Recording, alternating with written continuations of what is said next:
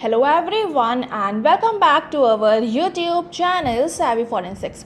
तो फ्रेंड्स, आज के इस वीडियो में हम बात करने वाले हैं फोरेंसिक टॉक्सिकोलॉजी के 32nd पार्ट पर और आज हम बात करने वाले हैं एक्वा फोर्टिस के बारे में। ठीक है, सो हो सकता है आप में से बहुत सारे स्टूडेंट्स को नहीं पता होगा कि एक्वा फोर्टिस क्या होता है, तो इसके बारे में आज हम जानेंगे। ये वीडियो बेसिकली बहुत ही ज़्यादा इंपॉर्टेंट होने वाला है आप सभी के लिए, क्योंकि यहाँ पर हम देखेंगे एक्वा फोर्टिस क्या होता है, इसके और बहुत सारे नाम होते हैं, साथ में इसके क्या मेडिको लीगल एस्पेक्ट होते हैं, बॉडी पर क्या इफेक्ट डालता है, क्या क्या इसके कुछ इंपॉर्टेंट फैक्ट्स होते हैं, उनके बारे में डिस्कस करेंगे। और सबसे ज़्यादा इंपॉर्टेंट पोर्शन जो इस वीडियो का है, इनका जो एग्जामिनेशन होता है वो किस तरह से करते हैं। ठीक है, तो ये काफ़ी सारे इंपॉर्टेंट चीज़ें हैं आज के इस वीडियो में, तो उसको पूरा लास्ट तक देखिएगा ताकि आपको हर एक पॉइंट बहुत अच्छे से समझ में आए और हर एक स्लाइड में आपको सारे के सारे इंपॉर्टेंट पॉइंट्स ही मिलने वाले हैं। ठीक है, तो देर ना करते हुए जल्दी से स्टार्ट कर लेते हैं। और सबसे पहले यहाँ पर हम बात कर लेते हैं कि बेसिकली जो आपका एक्वा फोर्टिस होता है वो क्या होता है।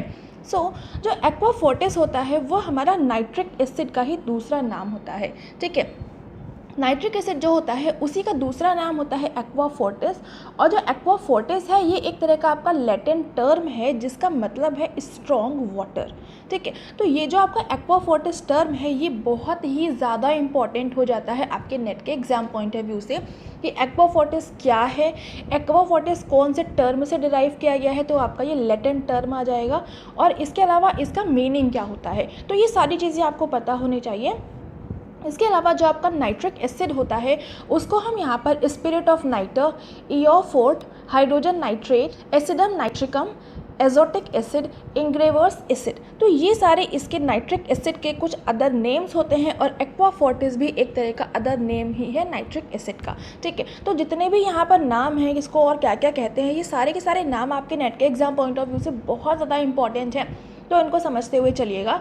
उसके अलावा जो आपका नाइट्रिक एसिड होता है ये आपका हाईली कोरोसिव मिनरल एसिड है। मिनरल एसिड का मैंने आपको प्रीवियस जो वीडियो आया था वहाँ पर बताया था। सल्फ्यूरिक एसिड जो था, जितने भी कंपोनेंट्स इनऑर्गेनिक कंपोनेंट से बनते हैं उसको हम मिनरल एसिड कहते हैं। ठीक है, तो जो आपका नाइट्रिक एसिड है ये भी आपका एक स्ट्रॉन्ग कोरोसिव सब्सटेंस है, स्ट्रॉन्ग एसिड है, और ये आपका मिनरल एसिड है। ठीक है, तो ये काफ़ी सारे इंपॉर्टेंट पॉइंट्स हैं और अभी हम आगे मूव करते हैं। और यहाँ पर आपका जो नाइट्रिक एसिड होता है, अगर हम बात करें कि कॉमर्शियली किस स्टेट में अवेलेबल होता है, तो कॉमर्शियली जो नाइट्रिक एसिड अवेलेबल होता है उसकी कंसंट्रेशन 68% होती है, मतलब 68% आपका नाइट्रिक एसिड होता है, बाकी का जो आपका 32% होता है वो आपका वाटर होता है। ठीक है, यहाँ पर जो आपके नाइट्रिक एसिड का जो सॉल्यूशन होता है उसमें जब 86% HNO3 होता है तो ये आपका फ्यूमिंग नाइट्रिक एसिड कहलाता है। ठीक है, और यही फ्यूमिंग नाइट्रिक एसिड के अलग अलग कलर वेरिएंट्स भी होते हैं जब इसकी जो कॉन्सेंट्रेशन होती है वो और ज़्यादा इंक्रीज़ कर जाती है। सो यहाँ पर जब आपका नाइट्रोजन डाइऑक्साइड की जो प्रेजेंस होती है नाइट्रिक एसिड के अंदर, तो उसमें जब आपकी फ्यूमिंग नाइट्रिक एसिड में इसकी कॉन्सेंट्रेशन जो हो जाती है वो 86% रहती है, तो उसको हम बोलते हैं रेड फ्यूमिंग एसिड। और जब 86% से ज़्यादा यानी कि 95% से ऊपर निकल जाती है तो इसको हम बोलते हैं वाइट फ्यूमिंग नाइट्रिक एसिड।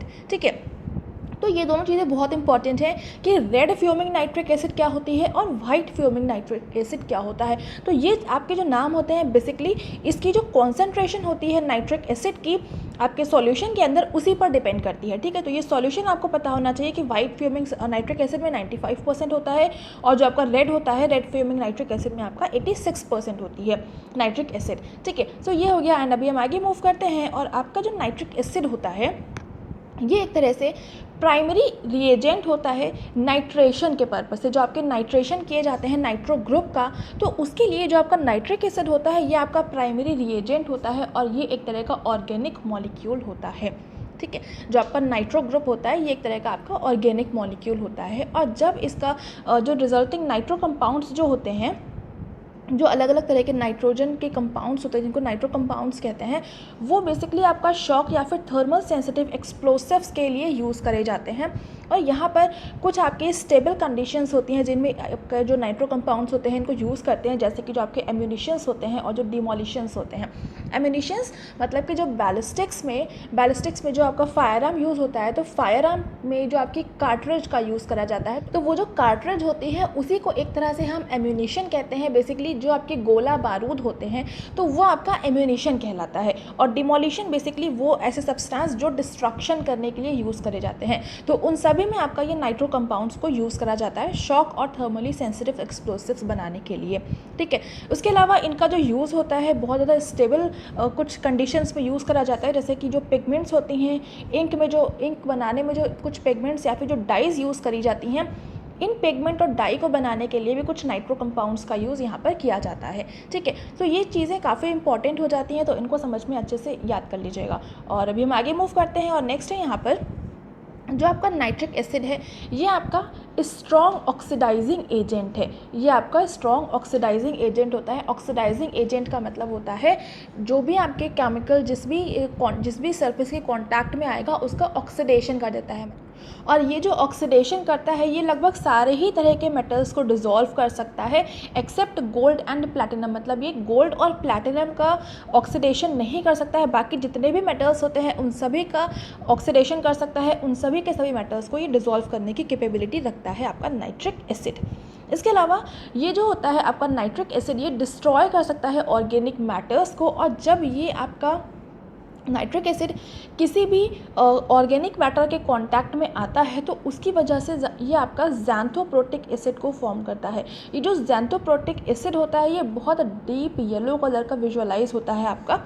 और ये जब आपको इस तरह की कोई भी टिश्यूज़ दिख रहे हों डीप येलो कलर के, तो आप उससे आइडिया लगा सकते हैं कि जो अफेक्टेड टिश्यू होंगे ये आपके नाइट्रिक एसिड से ही अफेक्टेड होंगे। तो यहाँ पर जब HNO3 किसी भी तरह की प्रोटीन से रिएक्ट करता है, प्रोटीन कोई भी ऑर्गेनिक मैटर हो सकता है, ये जब आपस में रिएक्ट करते हैं तो उसकी वजह से ज़ैंथोप्रोटिक एसिड का फॉर्मेशन होता है। जो आपका ज़ैंथोप्रोटिक एसिड होता है ये आपका बेंजेनॉइड स्ट्रक्चर होता है। और जब ये आपका बनता है तो ये आपका डीप येलो कलर का विजुअलाइज होता है, ठीक है। तो जब भी आप जहाँ पर भी एसिड का केस होगा और वहाँ पर आपको डीप येलो कलर का विजुअलाइजेशन दिख रहा होगा जहाँ पर प्रोटीन का इन्वॉल्वमेंट होगा, तो उस केस में आप बता सकते हैं कि ये आपका नाइट्रिक एसिड है। तो ये आपका जो एक टेस्ट रहता है तो इसको हम बोल सकते हैं ये आपका नाइट्रिक एसिड का कंफर्मेशन के लिए ये एक तरह का टेस्ट भी होता है। एग्जामिनेशन पर्पज से ये वाला आपका टेस्ट रहता है। और इस जो टेस्ट होता है इसका नाम होता है ज़ैंथोप्रोटिक टेस्ट, क्योंकि यहाँ पर जो फॉर्मेशन हो रहा होता है वो ज़ैंथोप्रोटिक एसिड का हो रहा होता है, तो इसी वजह से इसको हम बोल देते हैं ज़ैंथोप्रोटिक टेस्ट। तो ये वाला काफ़ी इंपॉर्टेंट हो जाता है आपके नेट के एग्जाम पॉइंट ऑफ व्यू से, तो उसको बहुत अच्छे से समझ लीजिएगा। और अभी हम आगे मूव करते हैं और अभी हम कुछ इंपॉर्टेंट फैक्ट्स हैं नाइट्रिक एसिड से रिलेटेड, उनके बारे में बात कर लेते हैं। सो बेसिकली जो आपका नाइट्रिक एसिड होता है उसका केमिकल फॉर्मूला होता है HNO3 और मॉलिक्यूलर मास होता है 63.012 ग्राम पर मोल। अपीयरेंस जो होती है ये बेसिकली आपका कलरलेस होता है, येलो या फिर रेड फ्यूमिंग लिक्विड ओडर होती है इसमें, एक्रेड होता है और ये थोड़ा सा सफोकेटिंग भी होता है। और इसकी जो डेंसिटी रहती है ये 1.51 ग्राम पर सेंटीमीटर से लेकर के 1.41 ग्राम पर सेंटीमीटर रहती है। तो ये सारे आपके कुछ ऐसे पॉइंट्स थे जो कि आपके इंपॉर्टेंट हो जाते हैं आपके नेट के एग्जाम पॉइंट ऑफ व्यू से, क्योंकि कई बार डायरेक्टली डेंसिटी पूछ लेते हैं, कई बार केमिकल फॉर्मूला, मॉलिक्यूलर मास, ये सारे क्वेश्चंस कई बार डायरेक्टली आ जाते हैं। तो ये सारे आपको पता होना चाहिए। और यहाँ पर आपका मेल्टिंग पॉइंट जो होता है नाइट्रिक एसिड का 42 डिग्री सेल्सियस, बॉइलिंग पॉइंट आपका 83 डिग्री सेल्सियस होता है, और जो 68% सॉल्यूशन जो होता है वो 121 डिग्री सेल्सियस पर बॉईल हो जाता है। ये आपका डिग्री फ़ारेनहाइट और केल्विन में भी है। इसके अलावा ये जो आपकी इसकी सॉलिबिलिटी होती है वाटर में, ये कम्प्लीटली मिक्सेबल होता है, मतलब कम्प्लीटली आराम से वाटर में मिक्स हो जाता है हर एक कंसंट्रेशन पर। और जो इसका रिफ्रैक्टिव इंडेक्स होता है वो होता है आपका 1.397, ठीक है। तो ये सारे कुछ पॉइंट्स थे। और इसके अलावा अब हम बात कर लेते हैं जो आपका नाइट्रिक एसिड होता है इसकी फेटल डोज और फेटल पीरियड के बारे में। फेटल डोज और पीरियड क्या होता है, फेटल डोज फेटल पीरियड दोनों में ऑलरेडी डिस्कस कर चुकी हूँ सल्फ्यूरिक एसिड वाले वीडियो में, तो अभी तक आपने नहीं देखा है तो उसको देख लेंगे, मैं रिपीट यहाँ पर नहीं करने वाली हूँ, ठीक है। सो फेटल डोज जो रहती है आपके नाइट्रिक एसिड की 20 to 30 ml रहती है। फेटल पीरियड आपका 12 to 24 आवर्स होता है। तो ये दोनों काफ़ी इंपॉर्टेंट हो जाते हैं आपके नेट के एग्जाम पॉइंट ऑफ व्यू से, तुमको अच्छे से याद कर लीजिएगा। अभी हम इनकी बात कर लेते हैं जो साइन एंड सिम्टम होते हैं नाइट्रिक एसिड के। तो बेसिकली इसका इंजेक्शन आपकी बॉडी में किसी भी मेथड से हो सकता है। अब कौन कौन से मेथड्स होते हैं वो भी हम ऑलरेडी डिस्कस कर चुके हैं, इसीलिए मैंने जितने भी बेसिक्स थे वो ऑलरेडी पहले ही कवर करवा दिए हैं, क्योंकि अभी हम पॉइजन्स डायरेक्टली पढ़ रहे हैं तो यहाँ पर आपको बाकी की कोई प्रॉब्लम ना हो। तो जिन लोगों ने वीडियो देख रखे होंगे प्रीवियस तो उनको कोई डाउट नहीं हो रहा होगा, बट जिन्होंने नहीं देखा है तो उनसे मैं रिक्वेस्ट करना चाहूँगी कि आप लोग प्रीवियस वीडियो देख लीजिएगा। कोई टर्म कहीं पर नहीं समझ में आता है तो वीडियो ऑलरेडी अवेलेबल है, तो वहाँ पर आप जाएंगे, पूरी प्लेलिस्ट है फोरेंसिक टॉक्सिकोलॉजी की, वहाँ पर आप सर्च आउट करेंगे, आराम से आपको मिल जाएगा, ठीक है। सो अभी हम बात कर लेते हैं साइन एंड सिम्टम की। जो आपके इंजेक्शन किसी भी मेथड से हो गया उसके बाद में जो आपको सिम्टम्स देखने को मिलते हैं, तो जो आपका लिप्स, टंग एंड जो आपका म्यूकस मेम्ब्रेन होती है, इसमें सबसे पहले जो चेंज आता है वो सबसे पहले तो ये होता है कि सॉफ्ट होने लगते हैं और वाइट कलर के अपीयर होने लगते हैं। इतने के बाद में ये थोड़ा सा इंटेंसली येलो कलर के आपको देखने को मिलते हैं। ये आपके बेसिकली आपके लिप्स, टंग और म्यूकस मेम्ब्रेन में चेंजेस देखने को मिलते हैं वो होते हैं। इसके अलावा जो आपके टीथ होते हैं वो येलो कलर के दिखते हैं, और जो टीथ के ऊपर इनेमल रहता है वो पार्शियली आपको डिस्ट्रॉयड देखने को मिलता है। मतलब उसमें थोड़ा सा स्क्रैपिंग आप करेंगे तो आराम से जो इनेमल होता है वो स्क्रैप आउट होकर बाहर आ जाता है, वो आपका पार्शियली डिस्ट्रॉय हो चुका होता है। जो आपकी स्किन और जो क्लॉथ्स होते हैं, तो अगर उनके कॉन्टैक्ट में ये एसिड आया है तो उस वजह से ये आपके येलो कलर के अपीयर होते हैं। स्किन के कांटेक्ट में आने पर येलो क्यों होता है वो ऑलरेडी अभी हमने इससे पहले वाली स्लाइड में समझा था, जो आपका ज़ैंथोप्रोटिक एसिड है उसकी वजह से, ठीक है। उसके अलावा जो ब्लड वॉमिटेड मैटर होता है, मतलब जो आपकी वॉमिट वहाँ पर अगर अवेलेबल होती है तो उसमें ब्लड अवेलेबल होता है, जो कि आपका येलोइश ब्राउन कलर की वॉमिट आपको वहाँ पर देखने को मिल रही होती है। इसके अलावा यहाँ पर आपको गैशियस इरेक्टेशन देखने को मिलता है और साथ में डिस्टेंशन ऑफ एब्डोमेन भी देखने को मिलता है। गैशियस इरेक्शन का मतलब होता है यहाँ पर जो गैस होती है, HNO3 जो होता है, नाइट्रिक एसिड जो मतलब कि, और जो ऑर्गेनिक मैटर है, इन सभी के कंपाइलेशन की वजह से, इन सभी के आपस में रिएक्शन की वजह से ये आपका गैशियस इरेक्टेशन देखने को मिलता है। और यहाँ पर जो एब्डोमेन होता है वहाँ पर भी आपका डिस्टेंशन देखने को मिलता है, ठीक है। और अभी हम आगे मूव करते हैं और यहाँ पर कुछ और भी पॉइंट्स हैं। तो बेसिकली इस कंडीशन में oliguria, anuria, urine with albumin और कास्ट, ये सारी कुछ कंडीशंस देखने को मिलती हैं। तो ओलिगोयूरिया का मतलब होता है जहाँ पर यूरिन का फॉर्मेशन जो होता है वो नॉर्मली हो तो रहा होता है, बट जो उसका एक्सक्रीशन होता है वो आपका नॉर्मल नहीं हो रहा होता है। उसमें जो एक्सक्रीशन की जो क्वांटिटी होती है वो कंपैरेटिवली बहुत ज़्यादा कम हो जाती है। एन्यूरिया का मतलब होता है जहाँ पर यूरिन का जो फॉर्मेशन होता है वो होना ही बंद हो जाता है। उसके अलावा यूरिन विद एल्बुमिन, मतलब कि जो आपका यूरिन का एक्सक्रीशन होता है तो उस टाइम पर जो यूरिन के साथ साथ में जो एल्बुमिन प्रोटीन्स होती हैं वो भी साथ में आती हैं, ठीक है। तो ये चीज़ होती है। उसके अलावा जो लॉक जॉ है, मतलब कि जो आपकी जॉ होता है, जॉ मतलब आपका जो मैंडिबल है वो आपका बिल्कुल हार्ड हो जाता है, उसमें किसी भी तरह का कोई भी मूवमेंट नहीं हो पा रहा होता है। बिल्कुल आपका एक तरह से जैसा है, जिस कंडीशन में अवेलेबल होता है वो वैसे का वैसा वहीं पर अटक जाता है, कह सकते हैं। उसमें किसी भी तरह का कोई भी मूवमेंट नहीं हो पाता है। तो इस कंडीशन को हम बोलते हैं लॉक जॉ, मतलब जॉ में एक तरह से लॉक लग गया, ठीक है। इसके अलावा ये जो आपका इंसेंसिटिविटी होती है, मतलब कि किसी भी तरह का कोई भी सेंसेशन आपको नहीं पता चल रहा होता है। तो जो आपका लॉक जॉ है और इंसेंसिटिविटी, ये आपके नाइट्रिक एसिड के केस का एक इम्पॉर्टेंट और कैरेक्टरिस्टिक फीचर कह सकते हैं, क्योंकि अगर कहीं पर आपको ये दोनों कंडीशंस किसी भी केस में देखने को मिल रही हैं तो वो आपका 90% तक आप कह सकते हैं कि वो आपका नाइट्रिक एसिड वाला केस होगा। लेकिन 100% श्योरिटी के साथ कहने के लिए आपको बाकी सारे टेस्ट करने पड़ेंगे और बाकी सारे साइन एंड सिम्टम्स को अच्छे से प्रॉपर्ली देखना पड़ेगा, ठीक है। उसके अलावा जब ये इन्हेलेशन इसका होता है आपकी बॉडी के अंदर, इसके जो फ्यूम्स होती हैं जब उनका इन्हेलेशन होता है तो यहाँ पर लैक्राइमेशन, कफिंग एंड डायस्पनिया, ये सारी कंडीशंस आती हैं। लैक्राइमेशन का मतलब होता है कि जो आपके टीयर्स होते हैं तो उनका एक्सक्रीशन होने लगता है, मतलब आपके जो टीयर्स होते हैं वो आउट होने लगते हैं, वो बाहर आने लगते हैं। कफिंग तो नॉर्मल है। डायस्पनिया का मतलब होता है जो आपकी ब्रीदिंग होती है उसमें काफ़ी ज़्यादा कमी आ जाती है, मतलब नॉर्मल ब्रीदिंग ना हो के ऑक्सीजन का जो इन्हेलेशन है वो बहुत ही ज़्यादा रिड्यूस हो जाता है। ब्रीदिंग बिल्कुल आप अंदर जो इन्हेलेशन होता है वो थोड़ा सा आपका कम होने लगता है धीरे धीरे करके। उसके अलावा जैसे ही धीरे धीरे करके यहाँ पर फिर सफोकेशन की कंडीशन आती है और फिर सफोकेशन की वजह से ही धीरे धीरे करके यहाँ पर डेथ हो जाती है। और ये चीज़ डिपेंड करती है कि कितना ज़्यादा एक्सपोजर हुआ है, कितना कम एक्सपोजर हुआ है, तो उस कंडीशन पे आपका डेथ जल्दी होगी देर से होगी वो आपका डिपेंड करता है। नेक्स्ट, पल्मोनरी ओडिमा भी देखने को मिलता है। पल्मोनरी का मतलब होता है बेसिकली जो पल्मोनरी टर्म होता है ये आपका लंग्स से रिलेटेड होता है। तो लंग्स में एक तरह से स्वेलिंग देखने को मिलती है तो उसी को हम बोलते हैं पल्मोनरी ओडिमा। उसके अलावा ब्रोंकोन्यूमोनिया कॉजेज डेथ लेटर। ब्रोंकोन्यूमोनिया क्या होता है, जो आपकी ब्रोंकाइटिस होती है वहाँ पर जो ऑक्सीजन की सप्लाई होती है उसमें बहुत ज़्यादा रिडक्शन हो जाता है तो उसको हम बोलते हैं ब्रोंकोन्यूमोनिया। और यहाँ पर आपकी बेसिकली इसकी वजह से ही आपकी बाद में जो डेथ होती है तो उसका मेन जो रीज़न होता है वो आपका ब्रोंकोन्यूमोनिया ही होता है और साथ में पल्मोनरी ओडिमा भी होता है, ठीक है। इसके अलावा यहाँ पर अभी हम बात कर लेते हैं जो पोस्टमार्टम अपीयरेंस होता है। अभी तक जो हम सिम्टम्स पढ़ रहे थे वो आपके लिविंग बॉडी पर भी देखने को मिलते हैं, वो आपकी डेड बॉडी पर भी देखने को मिलते हैं, लेकिन ये आपके कुछ पोस्टमार्टम अपीयरेंसेस हैं। मतलब जब आपकी डेथ हो गई तो उसके बाद में किसी भी इंडिविजुअल की जब डेथ हो जाती है तो उसके बाद में जब उसका बॉडी का एग्जामिनेशन होता है तो उसको हम बोलते हैं पोस्टमार्टम एग्जामिनेशन। तो उस टाइम पर जो भी चेंजेस, जो भी आपके चीज़ें देखने को मिलती हैं तो उसको हम बोलते हैं पोस्टमार्टम अपीयरेंस। ठीक है, तो यहाँ पर कोरोडेड एरियाज़ देखने को मिलते हैं। ये आपके बेसिकली स्किन और जो आपके म्यूकस मेम्ब्रेन होती है वही कोरोडेड देखने को मिलते हैं। उसके अलावा जो म्यूकस मेम्ब्रेन होती है स्टमक की, वो आपकी ग्रीन कलर की विजुअलाइज होती है। जो आपकी स्टमक की अंदर वाली म्यूकस मेम्ब्रेन होती है वो आपकी ग्रीन कलर की विजुअलाइज होती है, और ये तभी होता है जब आपके स्टमक में बाइल प्रेजेंट होता है। ठीक है, उसके अलावा जो स्टमक की वॉल्स होती हैं वो सॉफ्ट हो जाती हैं, फ्रेजाइल हो जाती हैं और अल्सरेटेड हो जाती हैं। अल्सरेटेड का मतलब होता है कि उसमें बहुत सारे होल्स बन जाते हैं धीरे धीरे करके, तो वो आपका अल्सरेशन कहलाता है। ठीक है, उसके अलावा जो आपकी कोरोजन होता है वो भी ड्यूडेनम में भी देखने को मिलता है, क्योंकि अगर वो आपका जो एसिड है वो आपकी ओरल कैविटी से अंदर गया है तो उसका धीरे धीरे करके पूरा जो आपकी डाइजेशन सिस्टम रहता है तो उसके हर एक पार्ट में ये एसिड पहुँच जाता है। तो इस वजह से जो आपका ड्यूडेनम होता है वहाँ पर भी कोरोजन देखने को मिलता है।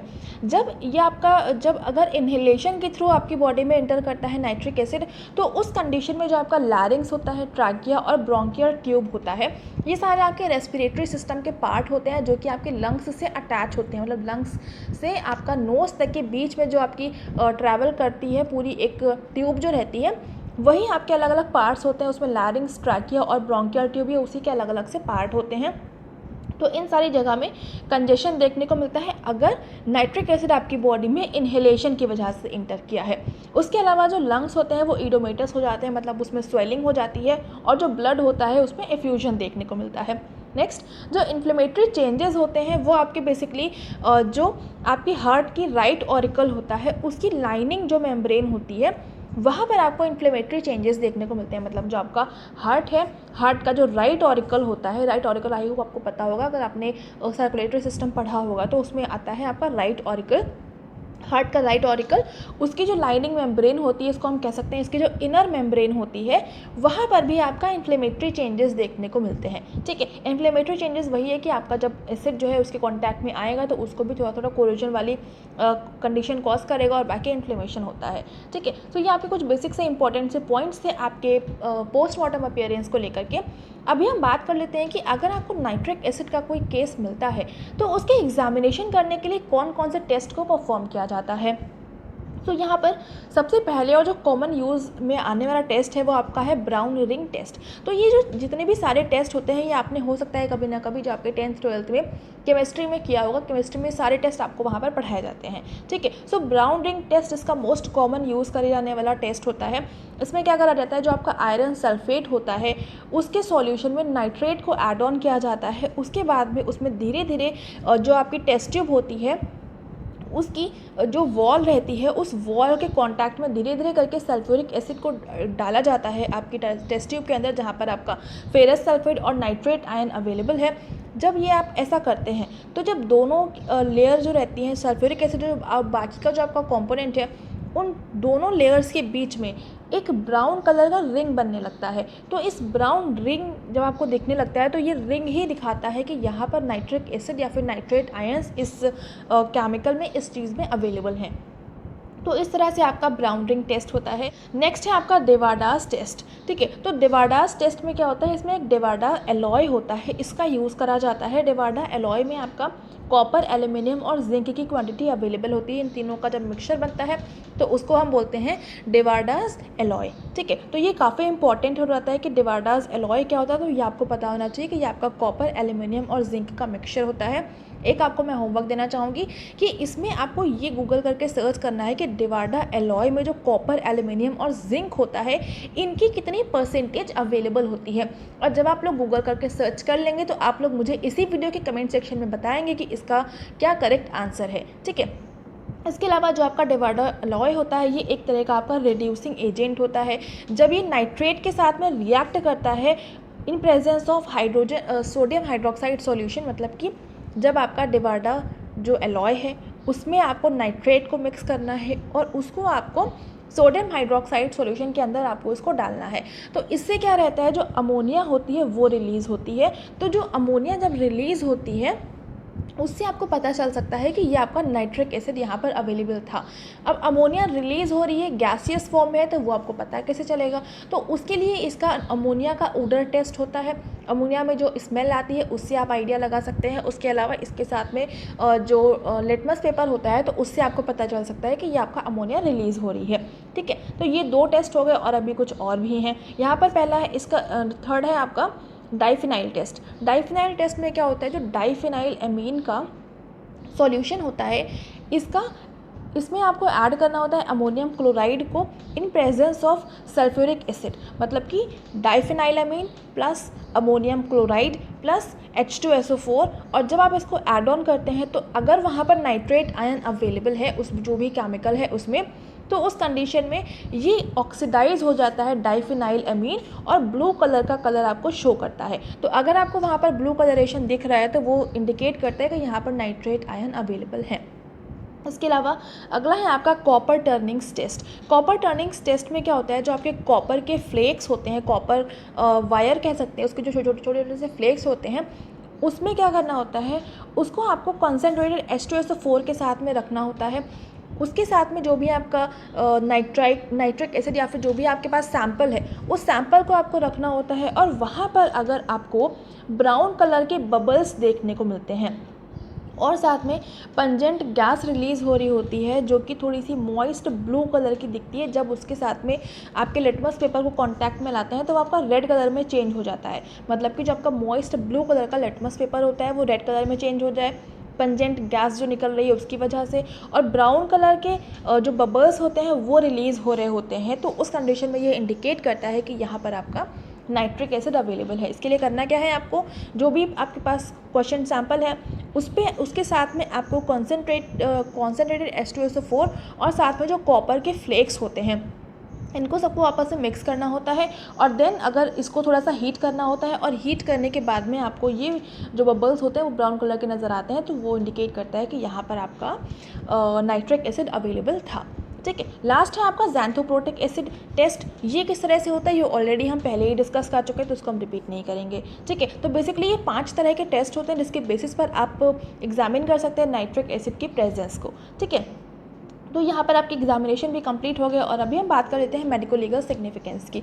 सो बेसिकली जो आपका नाइट्रिक एसिड होता है, फोरेंसिक एस्पेक्ट से बात करी जाए तो इस तरह के जो केसेस होते हैं वो जनरली आपके एक्सीडेंटल देखने को मिलते हैं या फिर सुसाइडल होते हैं, और इस तरह के जो आपके पॉइजन्स होते हैं ये होमिसाइडल के केसेस में बहुत ही रेयरली देखने को मिलते हैं।